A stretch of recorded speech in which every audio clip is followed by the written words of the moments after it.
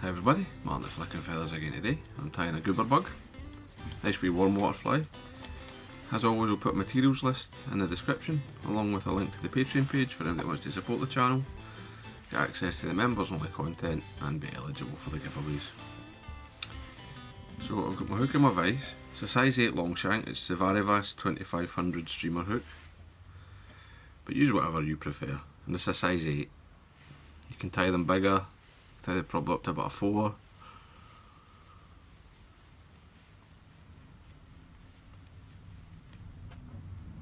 Down to a 10 maybe.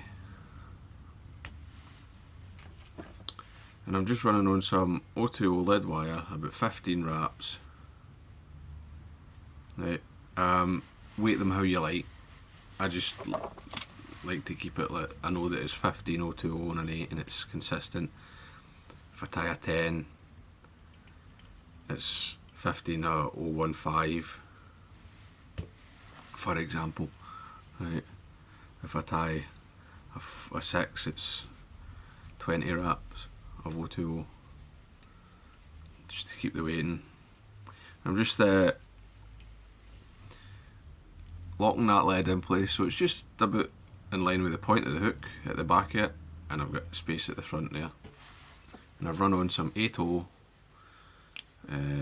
uni fluorescent fire orange. You can use 6O if you like, but 8O is plenty for a fly of this size. It's not as if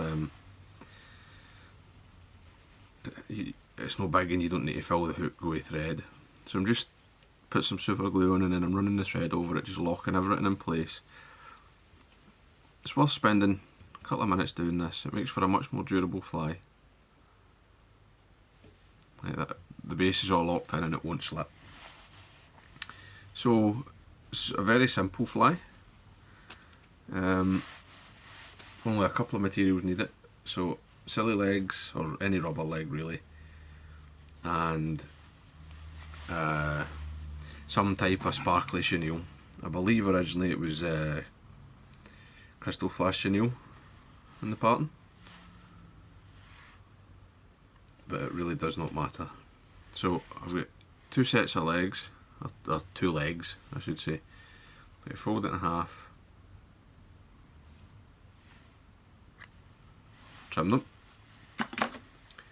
Right, that gives me 4 strands. I'll take the 2 of them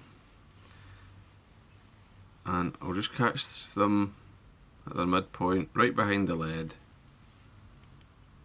like that.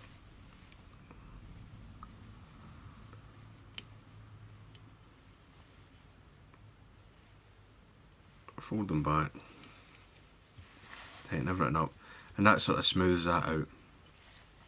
Now I'm using like a small tinsel chenille and purple for this, but you can, as I say, crystal flash chenille, Estas,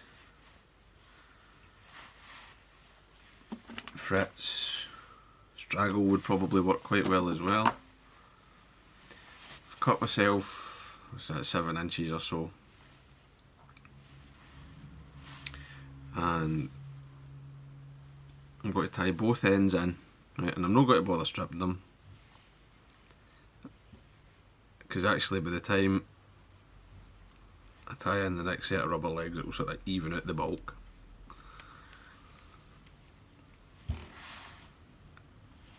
So about halfway down the shank I'm going to take my other set of legs and then same again, I'm just going to fold them over the thread, make sure they're fairly even.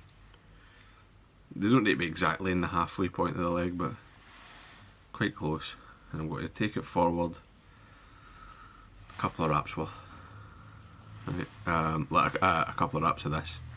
Right, so I'll be able to get a wrap, at least 1 wrap, maybe 2 wraps of the chenille in there. Take my thread to the front, a couple of loose wraps over that set of legs, and I'll bring this one forward. Same again, a couple of loose wraps, and then I'll take a hook style dubbing twister, hook it in, and then I'm going to twist this up, and what this does is it makes the fibres all stick out much better, much more like a kind of round fuzzy rope, and it also makes for a tougher fly. So I'm just going to take my couple of wraps forward here.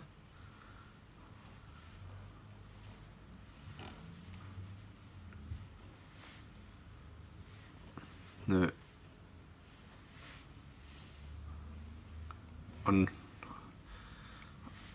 unwrap the thread that's holding the two rubber legs and wind forward. Take your two wraps there, unwind it,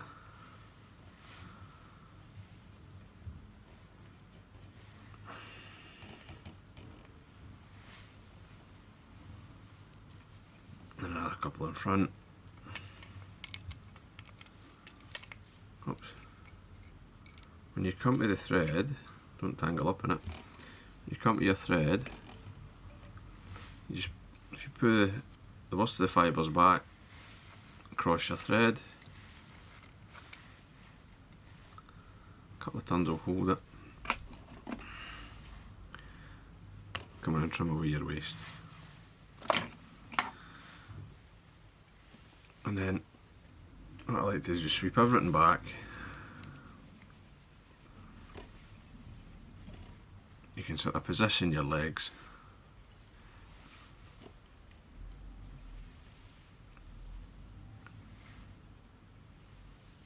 I'm just catching any single bits of the tinsel from the chenille, just bringing it back. I'm going to build a nice wee head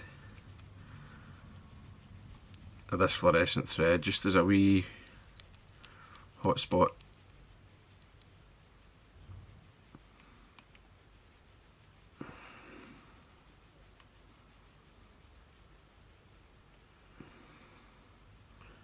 Just get it all covered up. Again, you don't need to build as big a head if you don't want to, but if you make sure you cover up all the chenille stumps, you end up with a much stronger fly, right? Because when you varnish this, the varnish soaks in, or the cement as you like to call it, it soaks in. You get a couple of coats and you end up with this wee hard head, a thread saturated in the varnish.